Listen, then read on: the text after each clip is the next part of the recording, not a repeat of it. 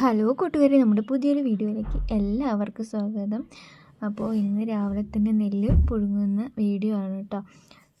രാവിലെ അടുക്കളയിലെ പണിയൊന്നും കഴിഞ്ഞിട്ടില്ല, അതിൻ്റെ ഇടയ്ക്ക് ഇതും കൂടി ഉണ്ട് കേട്ടോ. അപ്പോൾ രാവിലെ വെയിലാവുന്നതിന് മുന്നേ നെല്ല് പുഴുങ്ങി എടുക്കണം, ഇല്ലെങ്കിൽ പണി കിട്ടും കേട്ടോ.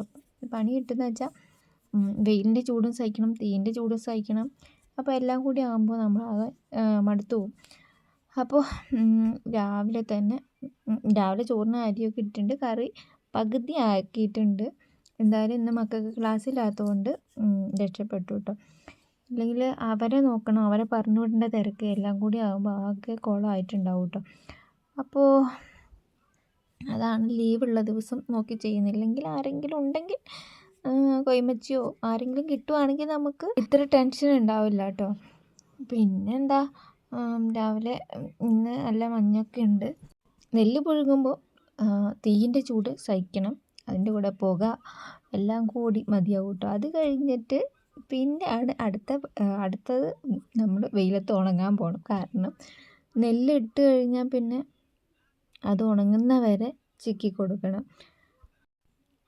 ഞാൻ പറഞ്ഞത്, ഇപ്പോൾ കുറേ പേർക്കൊന്നും നെല്ല് പുഴുങ്ങാനൊന്നും അറിയില്ല. ഇപ്പം അങ്ങനെ ഇല്ലല്ലോ, ഇപ്പോൾ നെൽകൃഷിയൊക്കെ എല്ലാവരുടെയും കുറഞ്ഞില്ലേ.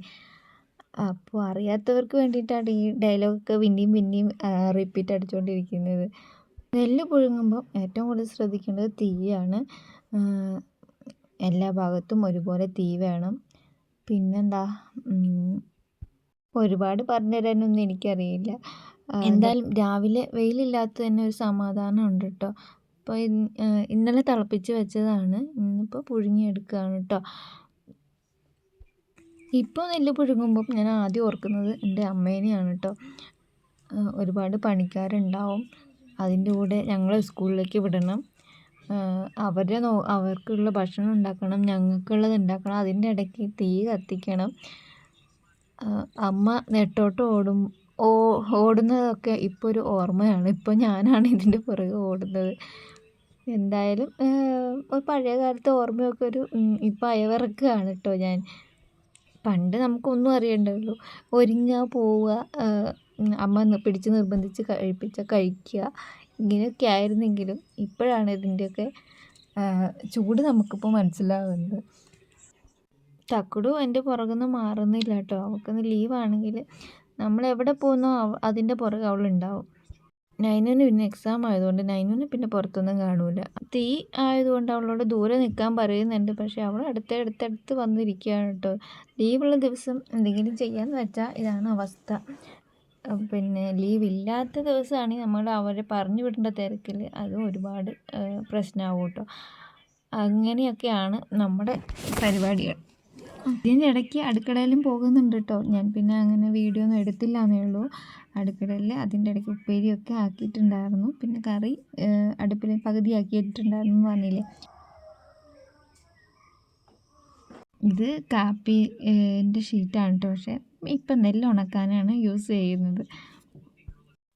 ഞാൻ പറയാറില്ലേ, പണ്ടൊക്കെ പറമ്പിലാണ് നമ്മൾ നെല്ലൊക്കെ ഉണക്കുക. ഇപ്പോൾ കാണാനും പോലും ഇല്ല കേട്ടോ പരമ്പൊക്കെ.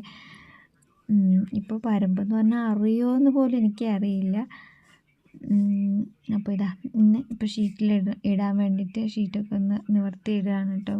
നെല്ല് വേകുമ്പോൾ വേഗം കൊണ്ട് ഷീറ്റിലേക്ക് ഇട്ടാൽ മതിയല്ലോ, ഇല്ലെങ്കിൽ പെട്ടെന്ന് നെല്ല് നമ്മൾ പാത്രത്തിൽ നിന്ന് എടുത്തില്ലെങ്കിൽ വേഗം എന്താ പറയുക, വെന്ത് പോകും കേട്ടോ. അപ്പോൾ അതിനേക്കാളും പ്രശ്നമാവും. അതിന് മുന്നേ നമുക്ക് ഇതൊക്കെ റെഡിയാക്കി വെച്ചാൽ പിന്നെ പേടിക്കാനില്ലല്ലോ.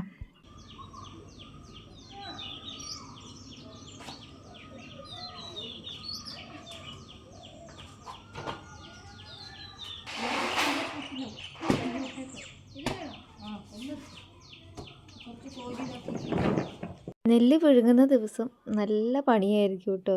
രാവിലെ നെല്ല് കൊണ്ടിടലും, രാവിലെ തീ കത്തിക്കുക, അത് കഴിഞ്ഞിട്ട് നെല്ല് തിളപ്പിച്ച് ആ വെയിലും ചൂടും ഒക്കെ തട്ടി അത് കഴിഞ്ഞ് നെല്ല് കൊണ്ടിട്ട് ഇനിയിപ്പോൾ വൈകുന്നേരം വരെ നെല്ല് ഉണക്കി വെയിലില്ലെങ്കിൽ 2 ദിവസം ഉണക്കണം, വെയിലുണ്ടെങ്കിൽ നമ്മൾ നെല്ലിൻ്റെ കൂടെ നമ്മൾ ഉണങ്ങും.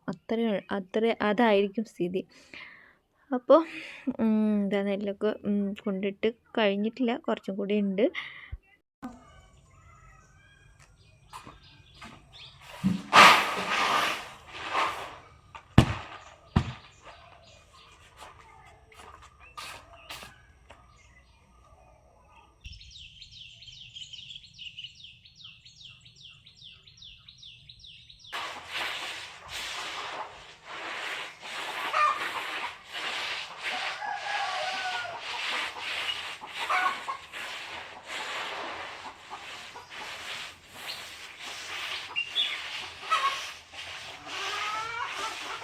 അങ്ങനെ നെല്ലുണക്കലും ചിക്കലും ഇതൊക്കെ കഴിയുമ്പോഴേക്ക് സമയം 10-11 മണിയായിട്ടോ.